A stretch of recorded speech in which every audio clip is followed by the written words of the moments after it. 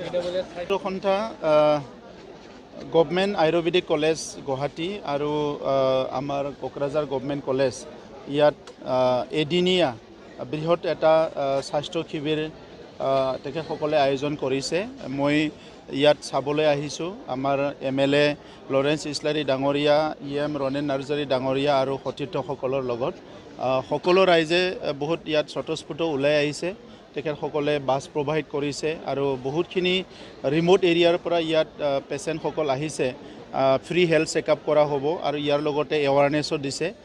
বিশেষভাৱে আমি স্বাস্থ্য সেৱাটো আমাৰ মুখ্যমন্ত্ৰী ডক্টৰ হিমন্ত বিশ্ব শৰ্মা ডাঙৰীয়া বহুতখিনি আগতকৈ বহুতখিনি ইম্প্ৰুভ কৰিলে। এতিয়া অসমৰ গাঁৱে ভূঞে ভাল স্বাস্থ্য সেৱা পাবলৈ মানুহবিলাকে সক্ষম হৈছে, কিন্তু ইয়াৰ মাজতে এৱাৰনেছ পাৰ্টটো বহুত পিছ পৰি আছে আৰু দুখীয়া ৰাইজ কেতিয়াবা ওলাই আহিব নোৱাৰে, এই কাৰণে ট্ৰিটমেণ্ট ল'ব নোৱাৰাৰ কাৰণে বহুত কষ্ট হয়।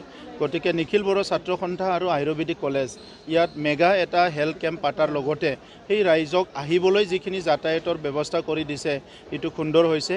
আৰু এই হেল্থ কেম্পৰ পিছত গম পাব যে আচলতে আমাৰ কোকৰাঝাৰ চিৰাং ডিষ্ট্ৰিক্টত মানুহে কি প্ৰব্লেমত ভুগি আছে, কি আমাৰ বেমাৰ আছে, এই কথাবিলাক আৰু বেছি গম পোৱা যাব আৰু তেতিয়া আমি চৰকাৰী তৰফৰ পৰাও আমাৰ য'ত প্ৰয়োজন তাত ইণ্টাৰভেনশ্যনটো আৰু বেছিকৈ আমি কৰিব পাৰিম।